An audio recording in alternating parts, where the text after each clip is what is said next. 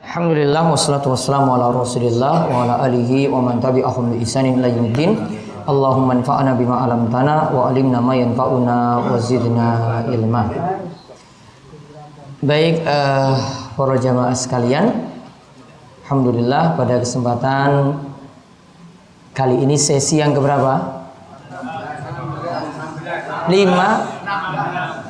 Tadi 14 toh? Oh, sekarang 16. 16, baik. Baik, kita lanjutkan. Sesi 16. Hadis kali ini kaitannya dengan menyikapi kalau ada yang meninggal dunia. Boleh enggak menangis, boleh ataukah tidak kita teriak-teriak, boleh enggak sampai mukul-mukul pipi, boleh enggak sampai merobek-robek baju. Nah, ini dibahas di sini. Lihat hadis 613, terus 614, terus 615 sampai 616 langsung 4 hadis. Wa 'an Abi Sa'id al-Khudri radhiyallahu anhu qala la'ana Rasulullah sallallahu alaihi wasallam an-naihata wal mustami'ata, akhrajahu Abu Dawud. Dari Abu Sa'id al-Khudri radhiyallahu anhu, ia berkata, Rasulullah sallallahu alaihi wasallam melaknat wanita yang meratapi orang mati dan sengaja mendengarkannya. Dikeluarkan oleh Abu Dawud. Wa 'an Ummi 'Athiyyah radhiyallahu anha qalat akhadha 'alaina Rasulullah sallallahu alaihi wasallam alla nanuha, muttafaqun alaihi. Dari Ummu 'Athiyyah radhiyallahu anha berkata, Rasulullah sallallahu alaihi wasallam telah mengambil janji pada kami agar tidak meratapi kematian, muttafaqun alaihi. Wa 'an Ibnu Umar radhiyallahu anhuma 'an Nabi sallallahu alaihi wasallam qala al-mayyitu yu'adzabu fi qabrihi bima niha alaihi, muttafaqun alaihi.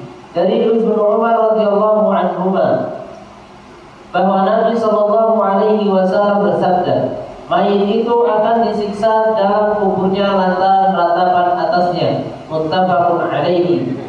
Walahuma nahwu 'anil Mughirah ibni Syu'bah.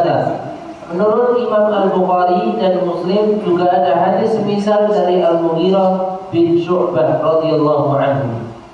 Baik, ini 4 hadis yang membicarakan tentang meratapi mayit. Sekarang dicatat dulu apa yang dimaksud dengan meratapi mayit. Meratapi mayit adalah bentuk tidak sabar. Bentuk tidak sabar ketika menghadapi musibah. Bentuk tidak sabar ketika menghadapi musibah.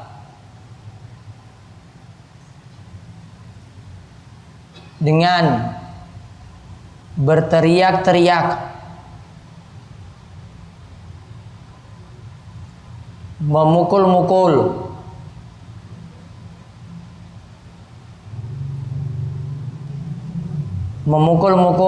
merobek-robek,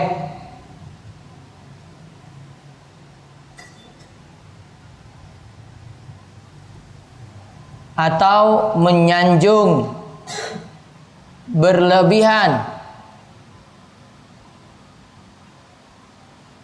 orang yang telah mati, atau menyanjung berlebihan orang yang telah mati.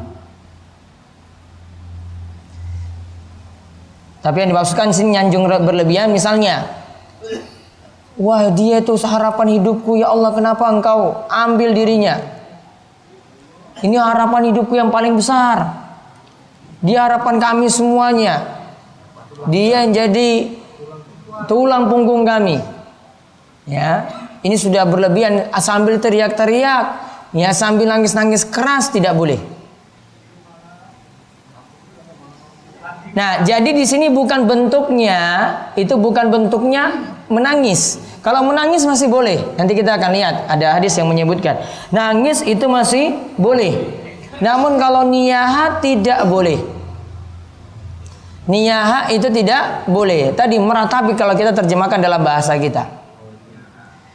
Nah, di sini faedah yang bisa kita ambil dari hadis, satu, niyaha termasuk dosa besar. Niyaha termasuk dosa besar.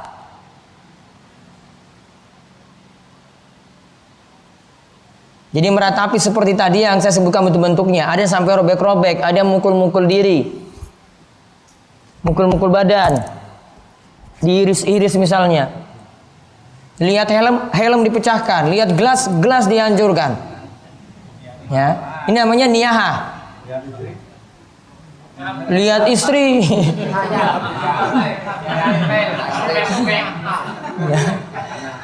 Nah, tadi niyaha dihukumi dosa besar. Niyaha dihukumi dosa besar.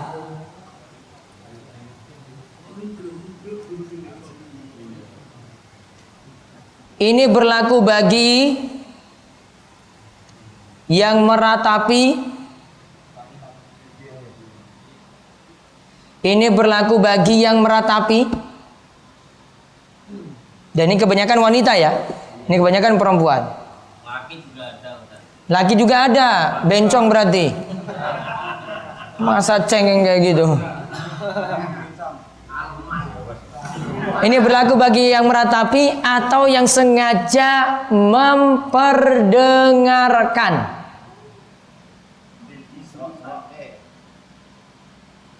Bahkan ini di sebagian kalangan itu dibeli. Ada orang yang disuruh datang, sengaja itu nangis keras-keras, dibayar. Ada seperti itu. Iya. Ada seperti itu. Dibayar. Enak banget loh, nangis saya seru-seru punya.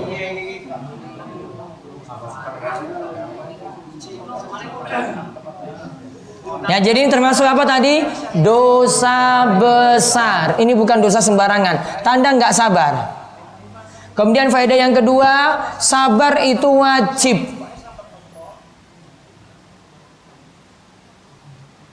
Karena kalau niat tadi dosa besar, sabar berarti wajib sabar.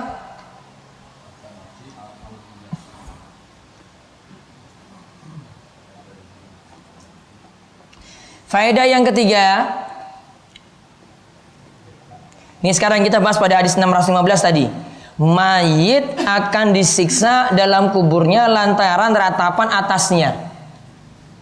Ini bukan berarti kalau ada yang nangis di rumah, yang dikubur itu jadi disiksa, enggak. Nah, sekarang catatan yang ketiga di sini, mayit akan disiksa di kubur karena ratapan orang yang hidup jika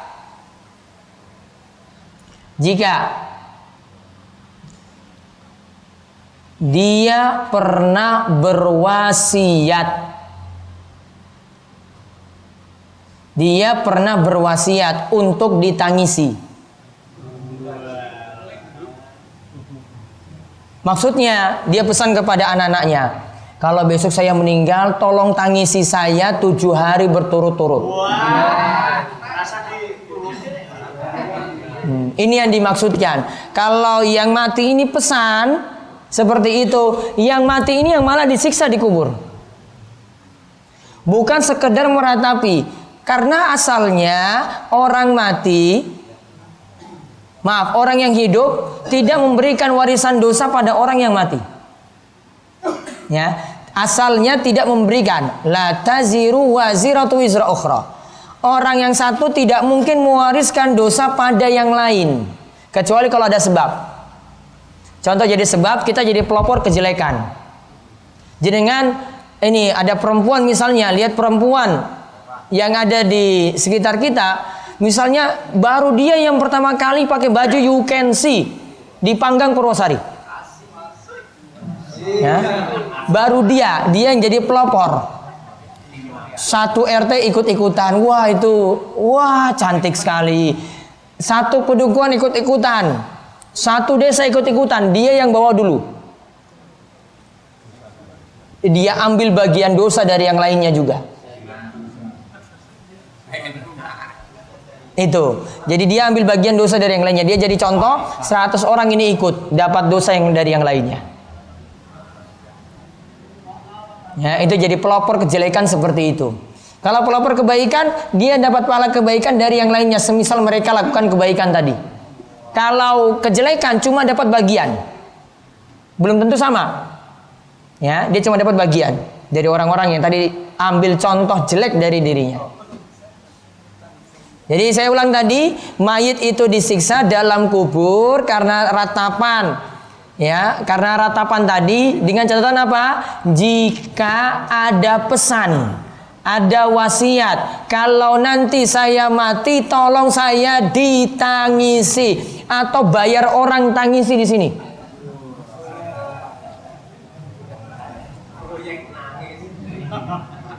Ya, itu proyek nangis tadi betul. Itu dapat siksa nanti ketika dia dikubur. Nah sekarang kita lihat hadis yang berikutnya lagi, hadis dari Anas. Wa an Anas radhiyallahu anhu qala syahidtu bintan lin nabiy sallallahu alaihi wasallam tudfanu wa Rasulullah sallallahu alaihi wasallam jalisun 'inda al-qabri fara'aitu 'ainaihi tadma'ani rawahu al-Bukhari. Dari Anas radhiyallahu anhu berkata, aku menyaksikan putri Nabi sallallahu alaihi wasallam dimakamkan. Rasulullah sallallahu alaihi wasallam duduk di sisi kuburan. Aku melihat kedua belah matanya meneteskan air mata. Diriwayatkan oleh Al-Bukhari. Taib, ini ketika putri Nabi SAW meninggal dunia. Kemarin siapa yang meninggal? Zainab. Boleh jadi juga Ruqayyah di sini. Namun tidak disebutkan secara khusus. Ketika putri Nabi SAW meninggal dunia, ketika dimakamkan, Nabi SAW duduk di sisi kuburan. Berarti yang tadi, kalau sudah dimasukkan dalam kubur, boleh duduk. Ya, boleh duduk. Kemudian aku melihat Nabi SAW kedua matanya itu meneteskan air mata. Berarti kesimpulannya dari hadis 617.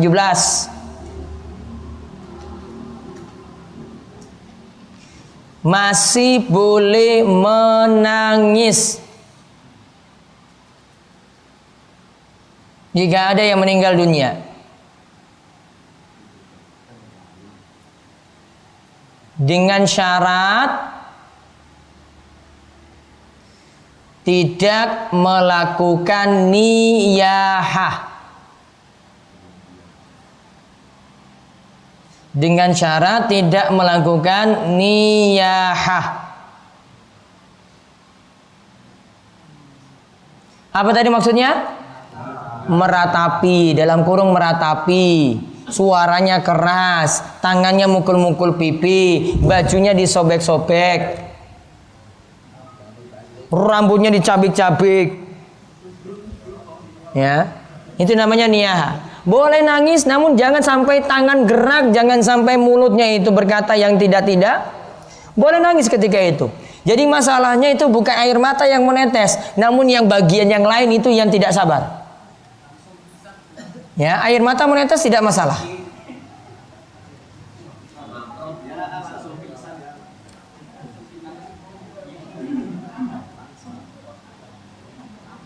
Kemudian faedah yang berikutnya lagi.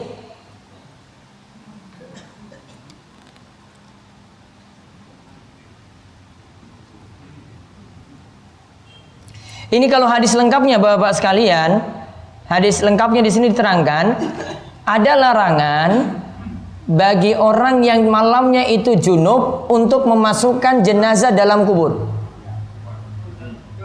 Malamnya hubungan intim, maka dia tidak boleh masukkan jenazah dalam kubur. Maka tanya dulu berarti ini tadi malam siapa yang junub ngaku. Ya di sini nggak mungkin. Nanti kalau ada yang mati, ini harus dipahami. Kalau ada yang junub, undur diri, ya harus merasa tahu sendiri. Saya tadi malam ini junub, walaupun sudah suci. Ya ada yang lain, ngapain dia? Jadi hadis lengkapnya menyebutkan seperti itu. Sebentar. Nah, ketika Nabi SAW sudah melihat putrinya dimasukkan dalam kubur, mata beliau itu nangis. Nabi SAW tanya seperti ini, hal minkum rajulun yuqarrifil laila, adakah di antara kalian, Nabi tanya, yang tadi malam itu dalam keadaan junub?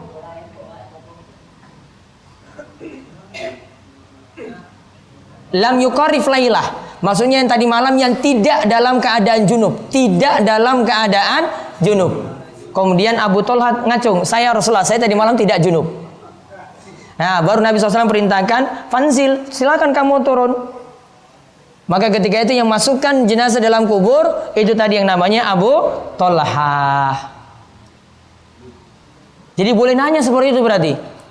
Ya, namun pertanyaannya gini, siapa di antara kalian yang tadi malam tidak junub? Ternyata semuanya junub. Oh, berarti cuma satu aja.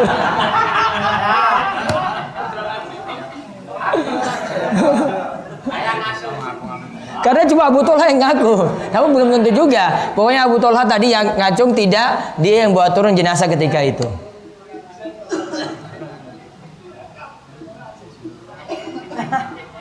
Berarti di sini sudah faedah yang kedua, berarti catat faedah yang kedua, orang yang junub di malam hari baiknya tidak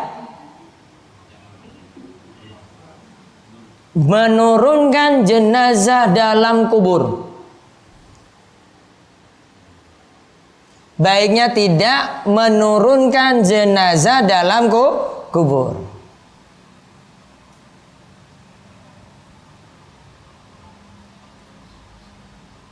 Kemudian faedah yang terakhir dari hadis ini, laki-laki boleh mengurus pemakaman perempuan. Karena Abu Thalha yang turunkan tadi, dan memang laki-laki yang nanti bawa ke kubur. Karena darurat di sini. Perempuan nggak mungkin ngurus-ngurus kayak gitu. Jadi laki-laki yang turunkan tadi. Berarti laki-laki yang mengurus untuk masalah penguburan. Kemudian hadis yang berikutnya lagi, hukum memakamkan jenazah di malam hari. Ini kemarin yang menanyakan tentang waktu penguburan itu kapan. Adakah waktu terlarang? Nah, sekarang baca hadis dari Jabir. Hadis nomor 618. وعن جابر رضي الله عنه أن النبي صلى الله عليه وسلم قال لا تدفنوا موتاكم بالليل إلا أن تضطروا أخرجه ابن ماجه وأصله في مسلم لكن قال زجر أن يقبر الرجل بالليل حتى يصلى عليه. Dari Jabir radhiyallahu anhu bahwa Nabi Shallallahu Alaihi Wasallam bersabda, janganlah kamu sekalian menguburkan mayatmu pada waktu malam, kecuali jika keadaan memaksamu. Dikeluarkan oleh Ibnu Majah dan asal hadis ini dalam riwayat Imam Muslim. Namun ia berkata, beliau melarang seseorang menguburkan mayat malam hari sebelum disalatkan terlebih dahulu. Taib. Faedah yang bisa diambil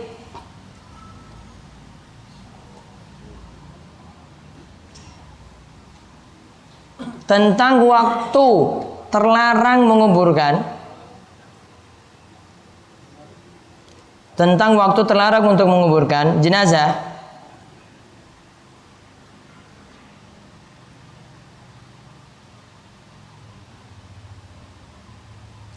Sebenarnya tidak ada.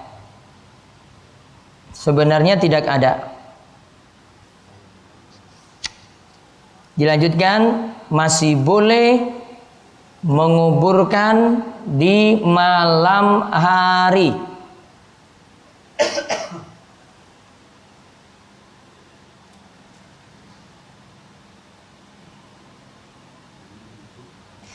Karena dulu ya, ini ada pembahasan yang tentang masalah Nabi SAW pernah mengatakan, kenapa kalian tidak ngabari saya tentang penguburan orang tersebut itu dikuburkan di malam hari.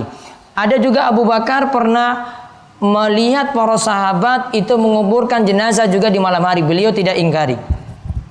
Jadi kalau malam tidak ada masalah.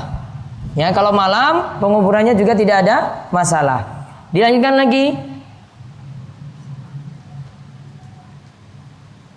Jenazah tetap disolatkan selama ia muslim. Selama ia muslim.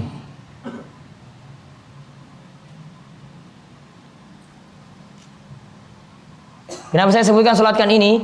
Tadi Nabi SAW sebutkan apa? Di dalam hadis sebutkan yang dilarang dikuburkan di malam hari, ya. Dan ketika itu hatta yusolla alaihi, disolatkan dulu.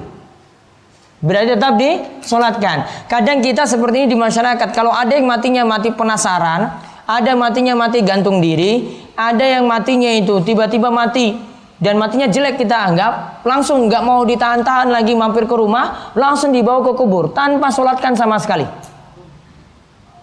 Ada sebagian yang seperti ini. Ini tidak boleh. Kalau selama itu muslim, wajib kifayah untuk disolatkan. Wajib kifayah. Kalau tidak disolatkan sama sekali, semuanya dosa. Satu padukuhan, satu desa, semuanya dosa. Harus ada yang nyolatkan untuk ngurus jenazah tadi. Nah, kenapa di sini sebutkan malam hari? Dalam hadis kita seolah-olah lihat malam hari itu kurang bagus. Itu cuma karena malam hari sedikit yang nyolatkan dibanding dengan siang hari, banyak yang ngurus. Maka kalau memang maslahatnya tunggu sampai siang itu lebih banyak yang nyolatkan dan lebih banyak yang ngurus, mendingan nanti siang atau pagi-pagi baru nanti akan dikuburkan sekaligus disolatkan dengan banyak orang. Kemudian hadis yang berikutnya lagi tentang keluarga yang ditinggal mati dibantu dalam hal makanan. Bukan kita yang buat susah. Di tengah-tengah kita, kalau ada yang meninggal, tetangga-tangga itu yang banyak repotin. Yang lagi berduka itu yang malah punya beban berat, saya mesti cari utangan untuk melayani ini nih orang-orang yang hadir nih. Ya, beli wedus lah, mau sediakan nasi kotak lah, harusnya dibuat terbalik. Ada orang mati, kita yang bawa beras, kita yang kasih makanan, kita yang hibur dia. Kita terbalik kan? Iya. Sekarang lihat hadisnya dari keluarga Ja'far yang meninggal waktu itu. وعن عبد الله بن جعفر رضي الله عنهما قال لما جاء نعي جعفر حين قتل قال النبي صلى الله عليه وسلم اصنعوا لآل جعفر طعاما فقد أتاهم ما يشغلهم أخرجه الخمسة. Abdullah bin Ja'far radhiyallahu anhuma berkata, ketika berita kematian Ja'far datang sewaktu ia terbunuh, Rasulullah sallallahu alaihi wasallam bersabda, buatkanlah makanan untuk keluarga Ja'far karena telah datang sesuatu yang menyusahkan mereka. Dikeluarkan oleh Imam 5 kecuali An-Nasa'i. Lihat, Ja'far meninggal. Dia meninggal pada perang Mu'tah. Ketika dia meninggal itu perang Mu'tah tahun 8 Hijriah. Keluarganya kan berduka, mati pada saat perang. Maka Rasul katakan pada para sahabat, isna'u li ali Ja'farin ta'aman. Buatkanlah untuk keluarga Ja'far makanan. Orang lain yang buat, ini keluarganya lagi berduka. Orang lain buat, hibur dia. Faqad atahum ma yashghaluhum. Karena keluarganya Ja'far saat ini benar-benar sangat-sangat sibuk. Karena berduka, mikir bagaimana ini nasibnya selanjutnya, sudah ditinggalkan oleh Ja'far. Banyak urusan yang mereka pikirkan ketika itu. Mungkin makan itu sudah sulit, masak pun juga mungkin gak bisa. Hadis ini dikeluarkan yang 5 kecuali An-Nasa'i. Jadi Ahmad penulis 4 kitab sunan kecuali Imam An-Nasa'i. Maka tulis faedah hadis nomor berapa ini? 619. Disunahkan membantu keluarga yang berduka.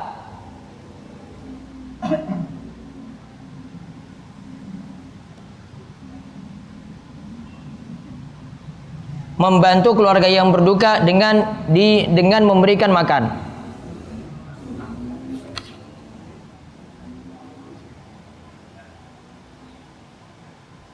Berapa lama kalau gitu berikan mereka makan? Berapa malam? Nah, para ulama beda dalam hal ini.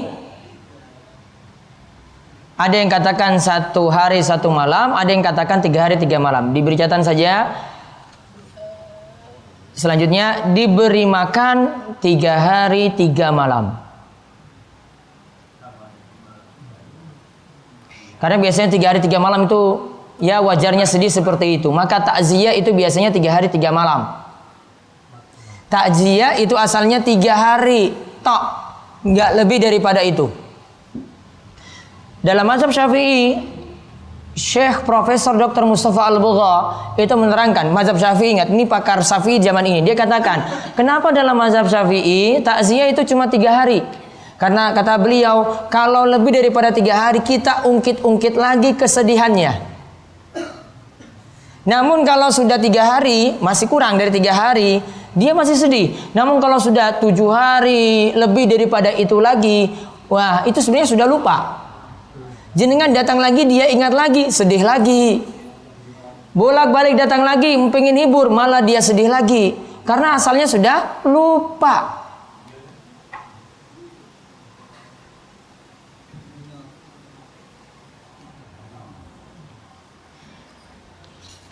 Nah, kemudian sekarang doa ketika ziarah kubur atau doa ketika masuk di pemakaman. Bahkan para ulama itu katakan, kalau kita lihat dari tekstual hadis, bukan hanya masuk di pemakamannya, lewat saja setiap kali lihat kuburnya bisa baca doa ini. Cuma lewat, nggak masuk di area kubur, lihat kuburan terus baca doa ini. Sekarang lihat hadis nomor 620, 621. 620, 621.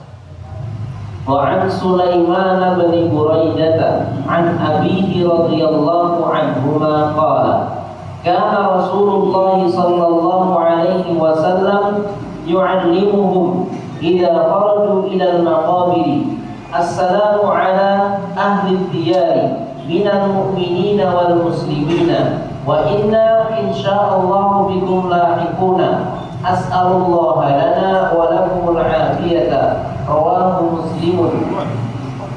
Dari Sulaiman ibnu Buraidah dari ayahnya radhiyallahu anhu berkata, Rasulullah sallallahu alaihi wasallam mengajari mereka bila keluar ke kuburan agar mengucapkan yang artinya, semoga sejahtera terlimpah atasmu, wahai penghuni kubur dari kaum mukminin dan muslimin. Insya Allah kami akan menyusulmu. Kami mohon kepada Allah keselamatan bagi kami dan kamu sekalian. Diriwayatkan oleh Muslim.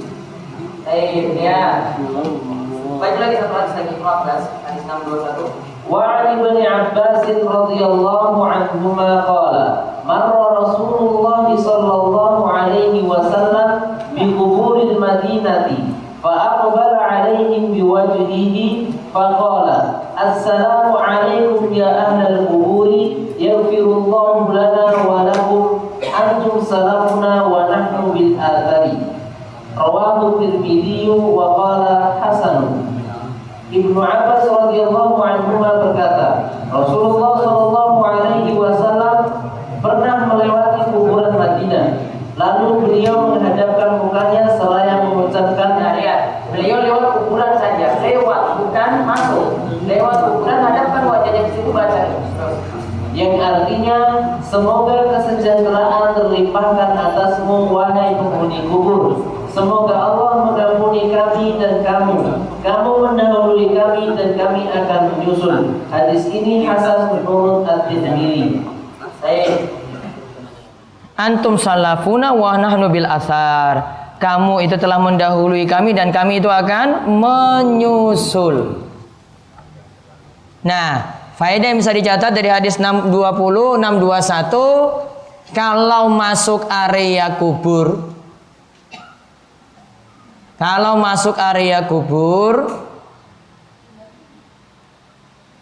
atau cuma melewati,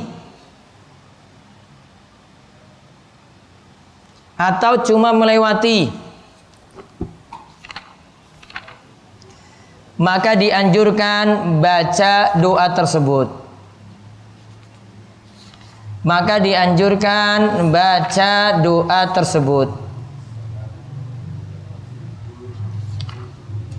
Ya tadi ya, assalamu ala ahli diyar minal mu'minin wal muslimin wa inna insyaallah bikum la lahikun as'allahu lana wa lakumul al-afiyah. Atau assalamualaikum ya ahlal kubur yaghfirullahu lana wa lakum antum salafuna wa nahnu bil athar. Kalau nggak hafal bawa kemana-mana tulisan itu kalau lewat kubur. Orang hafal bawa, nggak apa-apa. Kemudian faedah yang berikutnya, kita disunahkan mendoakan orang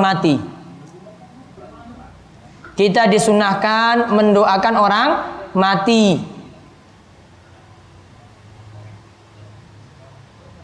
Jadi jenengan nggak lakukan selamatan bukan berarti nggak pernah doa. Ini sepertinya sudah jadi doa yang luar biasa dan pasti nyampe. Ya, dan ini pasti nyampe. Manfaatnya sudah jelas.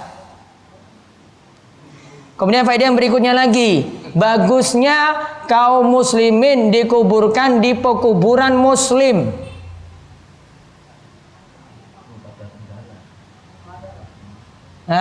Kaum muslimin dikuburkan di pekuburan muslim. Bagaimana mau baca doa ini kalau situ ada non muslim di situ? Coba.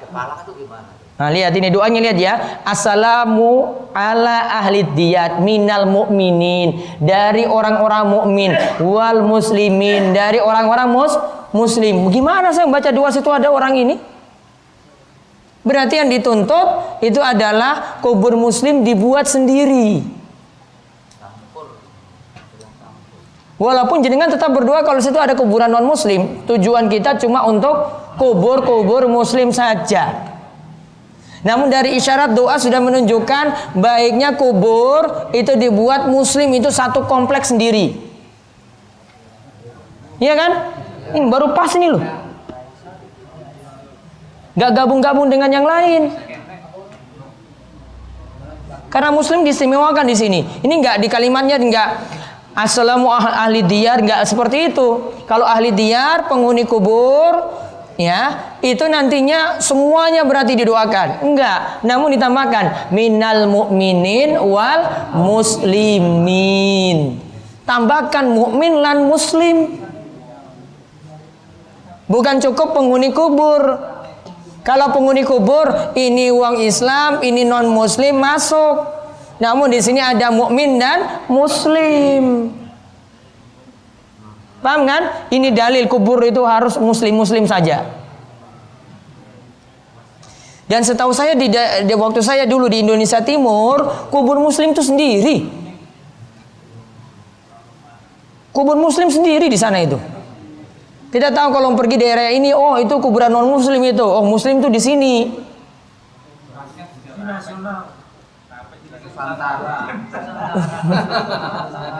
Kalau sini Nusantara berarti ya. Berwasiat apa?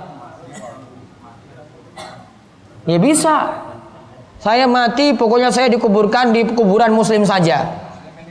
Ya. Kuburan non muslimnya disingkirkan gitu caranya. Beli tanah sendiri, gawe kuburan muslim. Nanti penguburannya pakai cara syar'i gitu. Nggak usah tambah-tambah atap, ya, habiskan lahan aja, ya kan? Bisa. Nanti ada yang mau infak barangkali nanti tanah di mana gitu. Di sawah atau di mana yang masih banyak lahan. Sini sentak ya lahan.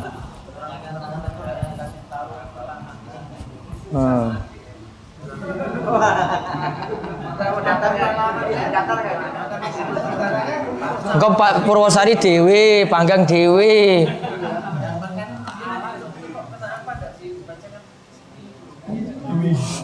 Sudah. Kemudian faedah yang berikutnya lagi, kita dituntut mendoakan orang mati keselamatan. Kita dituntut mendoakan orang mati keselamatan.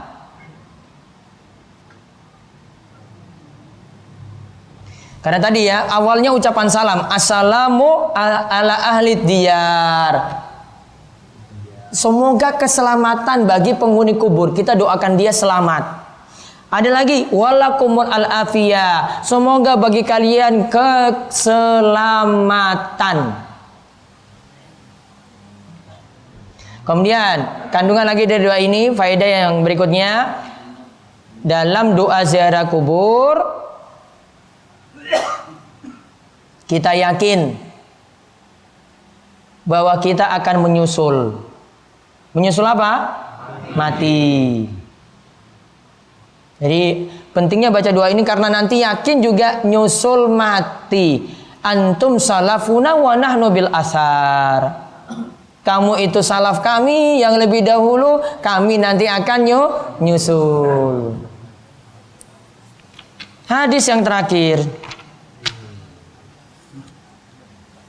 Hadis 622-23.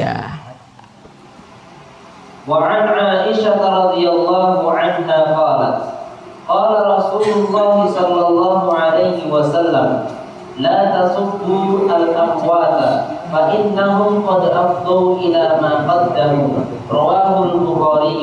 Dari Aisyah radhiyallahu anha bahwa Rasulullah sallallahu alaihi wasallam bersabda, janganlah mencaci maki orang-orang yang telah mati karena mereka telah sampai pada balasan terhadap apa yang telah mereka kerjakan. Diriwayatkan oleh Al-Bukhari. Wa rawat Tirmidzi 'anil Mughirati nahwahu lakin qala fatu'du al-ahya'a. Imam At-Tirmidzi juga meriwayatkan hadis serupa dari Al-Mughirah radhiyallahu anhu dengan tambahan, karena dengan begitu kamu menyakiti orang-orang yang masih hidup. Taib. Sekarang faedah yang bisa diambil dari hadis yang terakhir. Haram mencela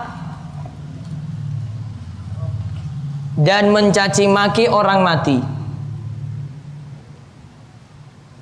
Haram mencela atau mencaci maki orang mati.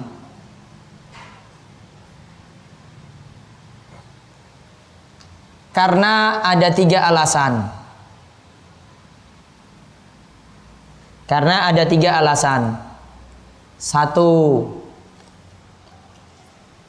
mencela itu tidak manfaat. Iki wes mati loh. Mencela itu tidak manfaat. 2, dapat menyakiti keluarga yang ditinggal. Walaupun misalnya dia pemabuk, peminum ya, kita cela dia juga, wah itu pemabuk berat, moga dia dapat laknat nanti. Apa manfaatnya? Keluarganya dengar tambah sakit hati lagi. Yang ketiga, mencela itu termasuk ghibah. Termasuk ghibah.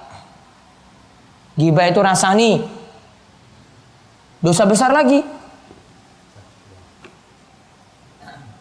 Terus tugas kita itu apa? Faedah yang kedua, tugas kita adalah mendoakan orang mati.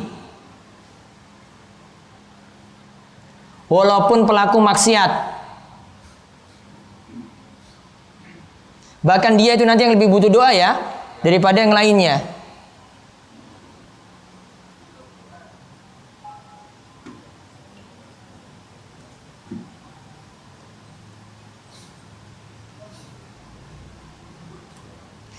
Faedah yang ketiga, boleh menyebutkan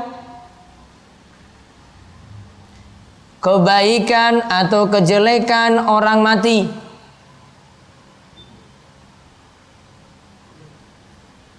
Kalau ada kebutuhan.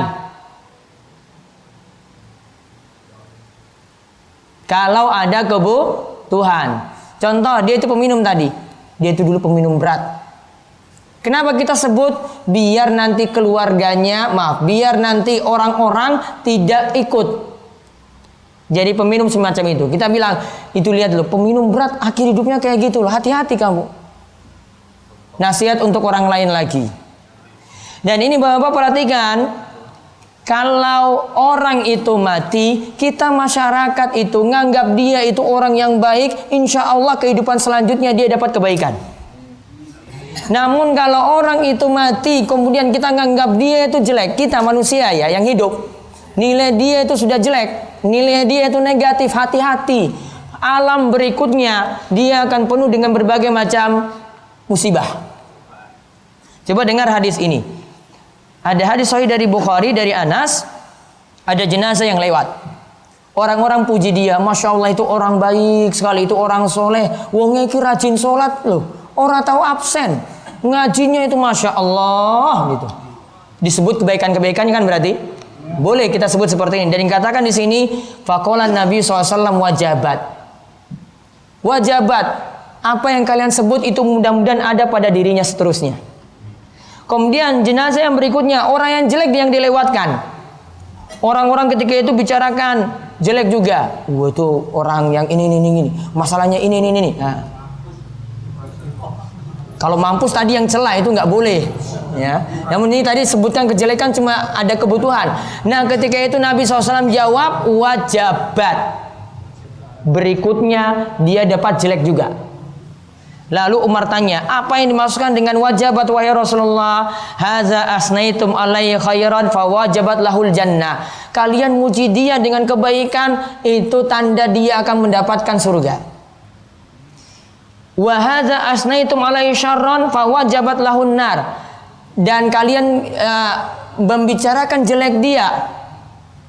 Kalian sebut-sebut kejelekannya tadi. Orang-orang kok bicarakan jelek semuanya? Tanda baginya nanti akan diancam dengan neraka.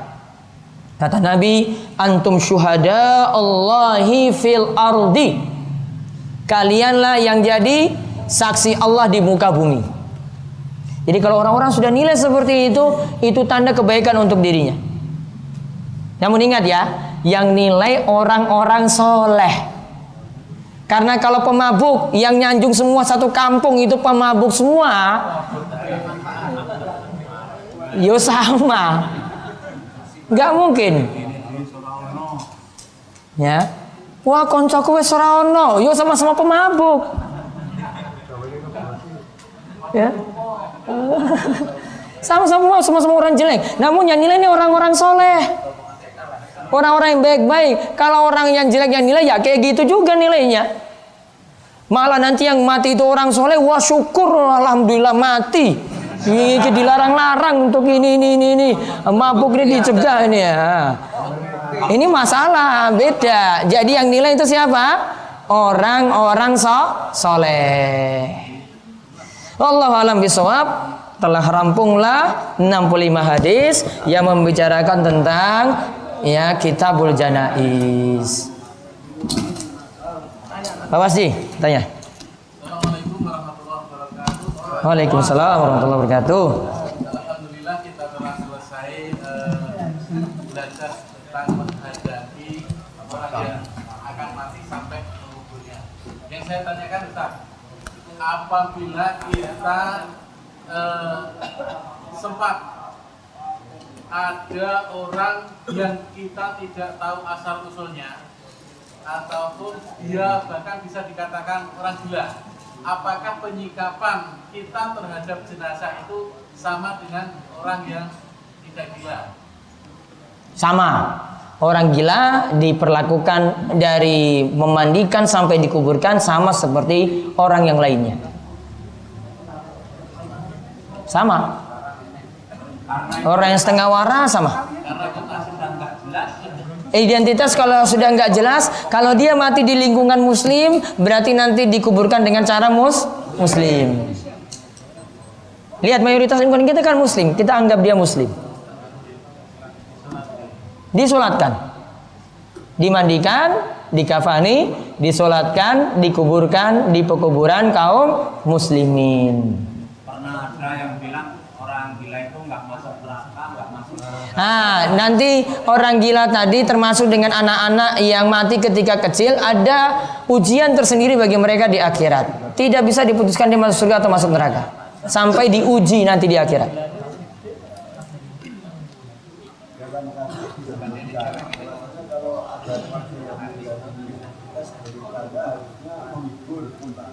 Iya, kita sebagai tetangga menghibur, membantu keluarga yang ditinggal. Terus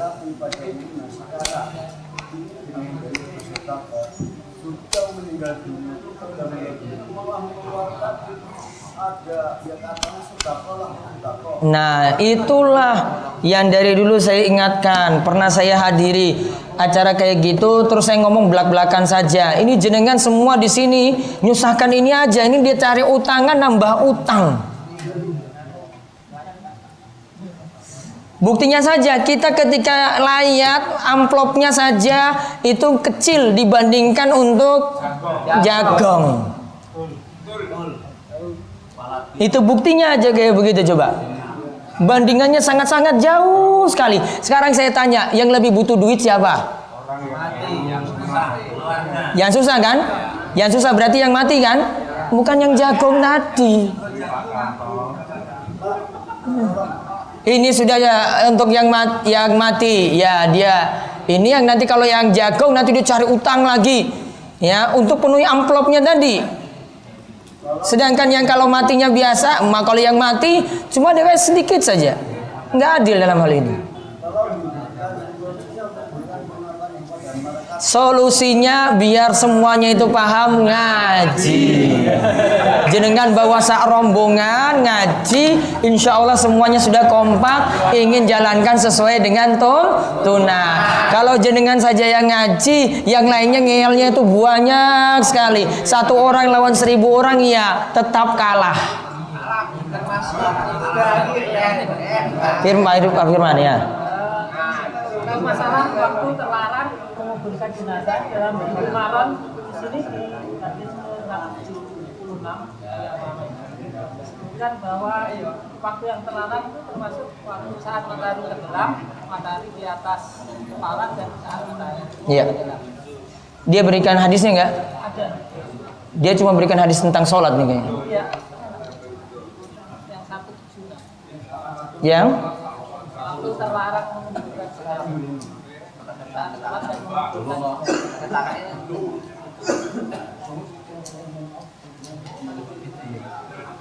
ini larangan Isalli anak fihinna mautana. Ya, taib. Ya, ini ada larangan 3 waktu di mana Rasulullah SAW melarang kami melakukan sholat atau mengubur mayit. Berarti nanti termasuk mengubur mayit. Yaitu yang pertama ketika matahari terbit sehingga tinggi. Berarti nanti matahari terbit tidak boleh mengubur. Kemudian yang kedua ketika matahari di atas kepala. Kemudian yang ketiga ketika matahari hampir terbenam. Masuk di situ. Malam hari tidak termasuk dilarang. Ya, malam hari tidak termasuk dilarang. Kalau pada subuh belum boleh. Tunggu matahari terbit. Itu tadi jawabannya sudah ditemukan dalam hadis itu. Ada lagi?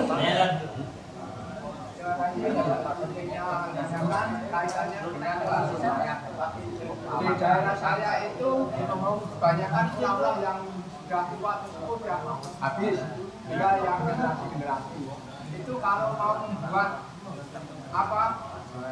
makam untuk yang namanya membedah bumi, tujuannya bagaimana? Karena itu sering sudah dibentuk pakai MPC yang saat ini nggak berani itu bagaimana yang kedua kalinya tadi kalau dia itu kalian ketiga cuma selama 3 hari. Lalu yang kedua itu meratapnya itu sampai lebih dari 3 hari boleh tidak. Kalau istri itu ditinggal mati suami, waktu berkabungnya sampai 4 bulan 10 hari. Namun kalau untuk selain dari suami cuma 3 hari. Kalau yang pertama tadi apa? Menggali kubur tidak ada doa khusus. Baca bismillah saja sudah cukup. Terus apa nanti yang pertama kali bedah itu yang itu nanti akan menutup lubangnya harus yang pertama ngawali. Enggak juga. Ada lagi?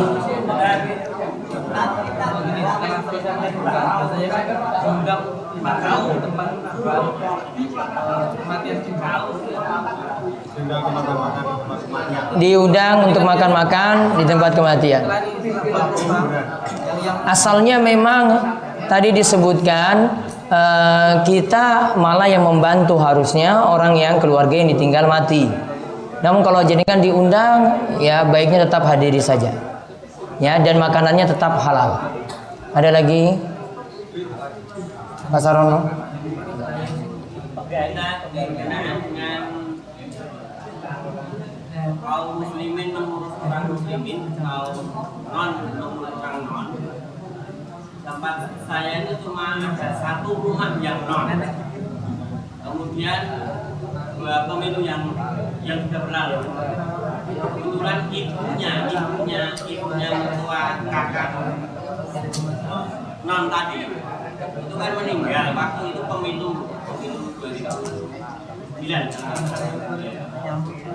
Itu kan muslim, subuhan bersama saya di masjid. Kemudian saya jadi KPPS, ketua KPPS nggak bisa ikut itu. Saya melaksanakan tugas KPPS, tapi kemudian itu di upacara secara Nasrani, di dandani dan sebagainya. Nah, bagaimanakah langkah kita mau mensolatkan itu juga tidak bisa. Ya, jenengan lakukan sholat goib aja. Harusnya kalau terjadi kasus kayak gitu, berarti dia tidak diproses dengan cara Islam. Baiknya lakukan sholat goib seperti Raja Najasyi tadi.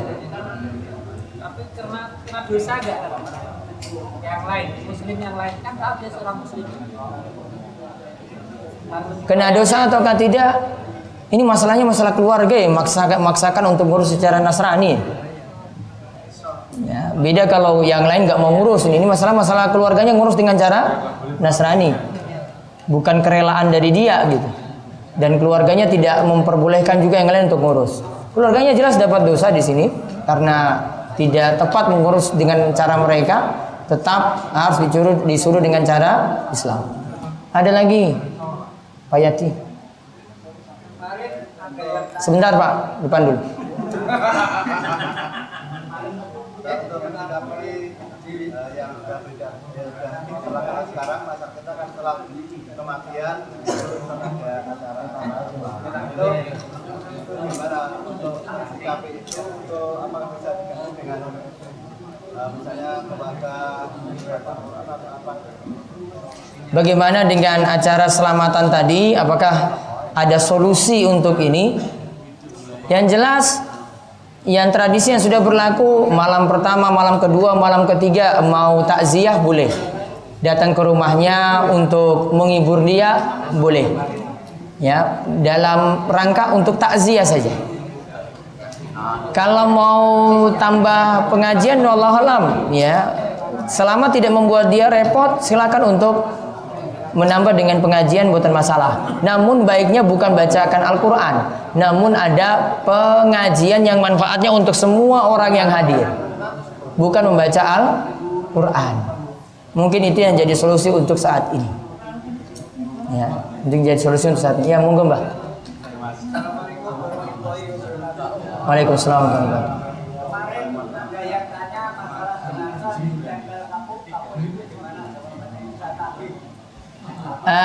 Ditempel apa? Masih boleh. Itu dari sisi ini, penanganan, dari sisi kesehatannya masih boleh Mbak. Maaf Mbak, yang kedua dari sisi kesehatan jangan takut-takut nanti tante merawat atau Perawatan memang seperti itu untuk perawatan jenazah. jenazah yang penyakitnya notabene menular, jadi kita diamkan. Insya Allah penyakit yang ada di situ akan ikut mati. Terima kasih. Jadi masih boleh yang tadi, tidak ada larangan. Ada lagi? Pak, start.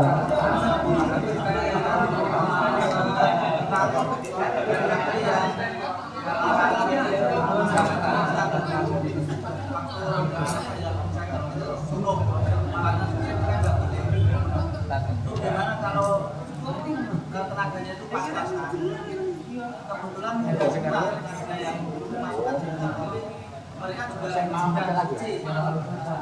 juga masih boleh. Disunahkan seperti itu. Kalau dalam keadaan terpaksa masih boleh. Disunahkan seperti itu, milih yang tidak junub. Ya, itu darurat. Barais. Waalaikumsalam warahmatullahi wabarakatuh.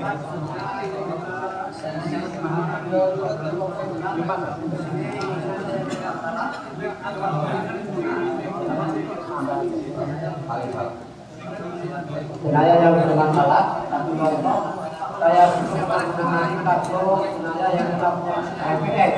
Kemudian dari pihak keluarga itu memaksa maunya memandu, tapi saya melarang karena untuk antisipasi penularan. Nah ini lebih baiknya bagaimana solusi dari sejak agama. Kemudian yang kedua, masalah doa syukur yang sudah masyarakat campur dengan non. Iya. Baiknya bagaimana kita sebagai orang muslim. Terima kasih. Assalamualaikum warahmatullahi wabarakatuh. Waalaikumsalam warahmatullahi wabarakatuh. Tadi yang pertama apa, Mbak? Penderitaan HIV/AIDS. Yang keluarga saya melarang karena saya antisipasi penularan. Dan juga sebagian masyarakat Insya Allah tidak menular seperti itu. kesehatan memang HIV/AIDS tidak bisa menular walaupun Kalau sentuhan tidak menular. Jadi tidak masalah, harus diluruskan pada warga berarti. Terus yang kedua, bagaimana sebenarnya sikap kita sebagai orang muslim mengangkat di dalam kubur yang sudah tercampur dengan orang muslim. ya berdoanya tetap sama seperti tadi, namun cuma ditujukan untuk pekuburan muslim saja. Taib, kemarin ada pertanyaan, waktu terlarang menguburkan jenazah sudah dijelaskan tadi ya. Hadisnya nomor 176 di kitab Riyadhus Shalihin dari Uqbah bin Amir yang tadi saya bacakan. Terus kalau yang mati itu anak-anak, siapa yang mandikan? Wallahu alam. Nanti saya belum dapatkan jawaban yang pasti untuk hal ini. Kemudian tali untuk jenazah biasa dipakai berapa? Iya, pakai bilangan ganjil dengan 7. Ini seharusnya diputarkan video ini, harusnya diputarkan video, namun ya waktunya ya. Nanti ada video khusus. Mungkin nanti dipraktekkan aja langsung. Ada yang mati, pura-pura mati maksudnya. Kemudian nanti dipraktekkan langsung di kafani ya, dimandikan gitu. Habis ini sudah. Iya. Ini gini. Taib, yang terakhir apa lagi Pak? Ini mau nanya. Hah. Itu kalau orang meninggal kan biasanya di tradisi kita ada istilahnya tuntunan. Gelu itu gimana? Ganjil, Terus? ganjil mayat. Biasanya bukan ganjil, yang miring. Jumlahnya ganjil. Wallahu alam, masih boleh. Ya.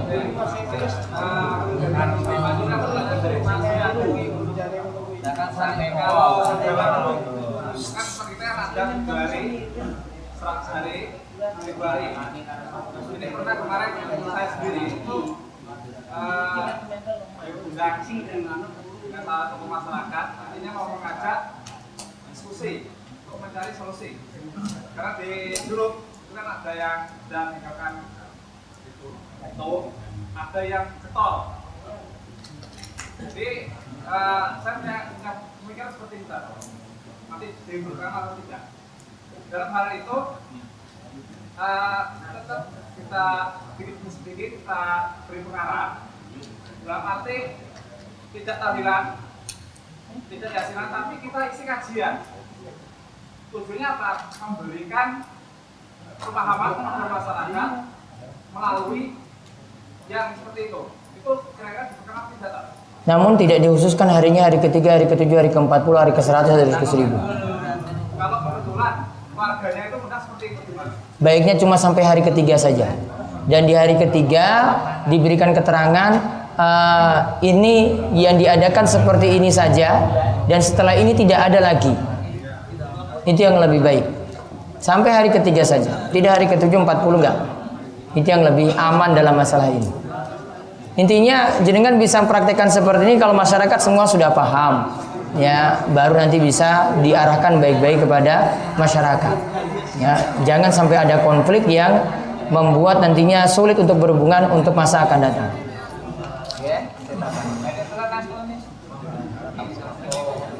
Kalau yang gali kubur habis junub bagaimana Ustadz? Kalau yang memikul dari rumah itu juga bagaimana? Kalau mikul masih boleh, yang tadi malam junub masih boleh. Kalau yang di sini ditanya, kalau yang gali kubur habis junub.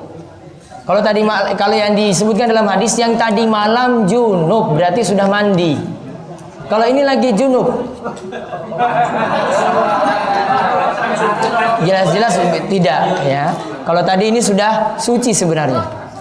Baik, sebelum ditutup ada kelanjutan sebenarnya dari kajian takmir ini, namun tanggalnya belum diputuskan. Mudah-mudahan bulan Mei, ya, mudah-mudahan bulan Mei. Walaupun cuma satu malam saja, baiknya ada, ya, baiknya ada. Mungkin entah nanti tanggal 13-14 atau mungkin sebelum Ramadan ada tanggal merah 1 hari Kamis. Ya, tanggal merah 1 hari Kamis itu nanti bisa kelanjutan dari kajian ini. Ya. Nah, itu jangan diumumkan. Ya, sebenarnya ada juga tanggal 29, 30 dan tanggal 1, namun itu untuk kajian khusus. Ya, bukan untuk takmir. Kalau untuk takmir nanti sendiri. Soalnya kalau hadapi takmir itu beda dengan hadapi yang lainnya. Kalau takmir itu butuh guyon, ada yang kocak sana, ada yang kocak sini. Ya, kono karo kene.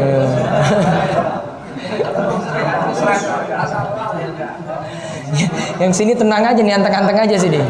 Ya, gue.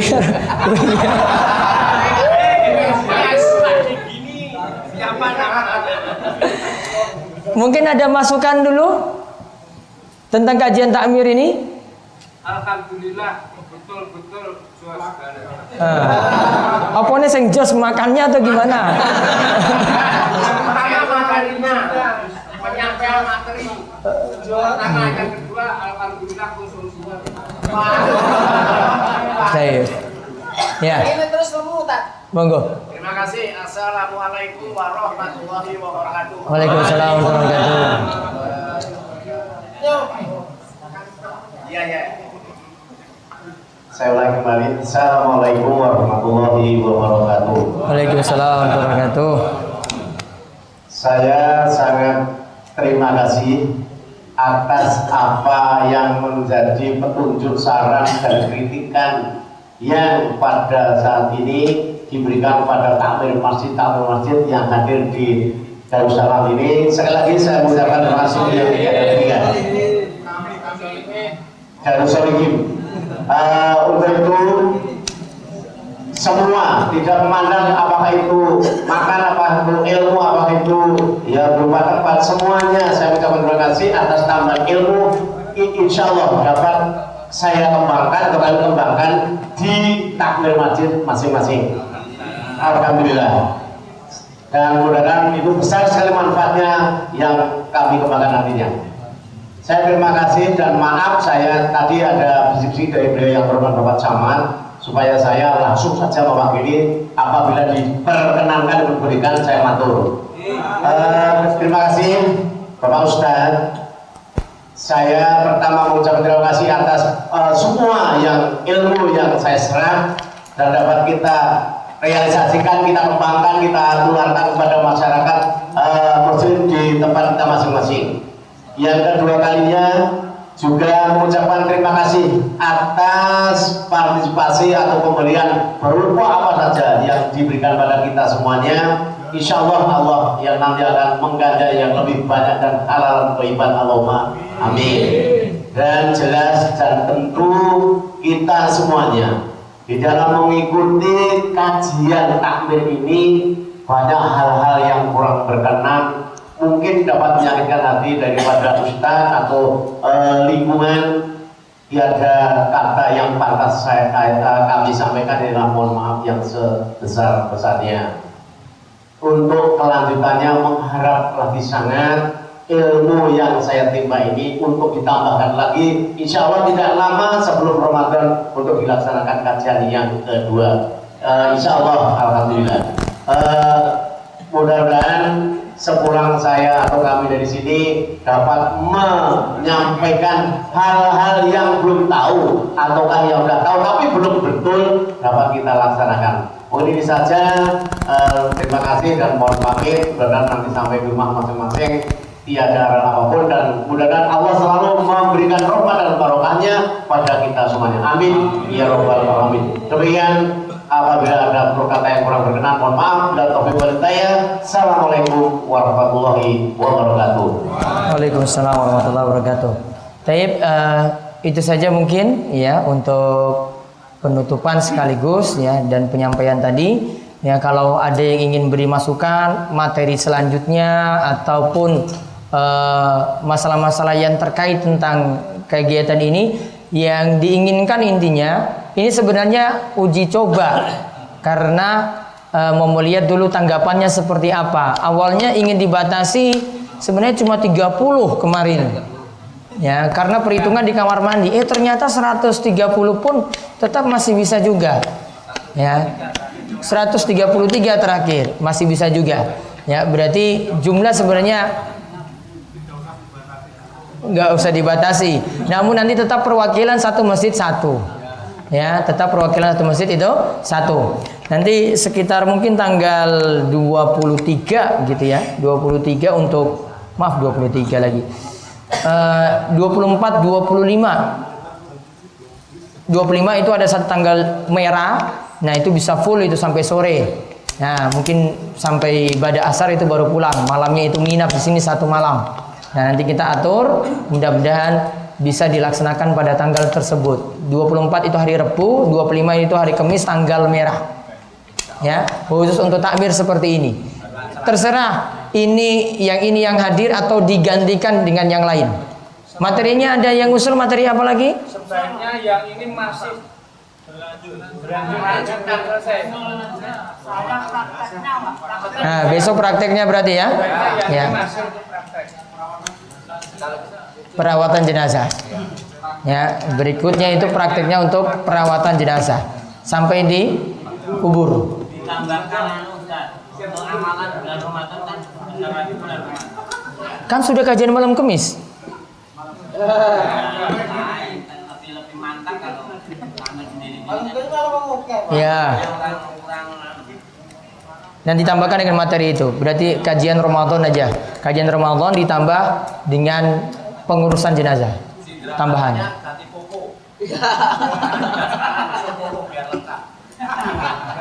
Pecis dulu aja Pak, nggak usah pakai kelang.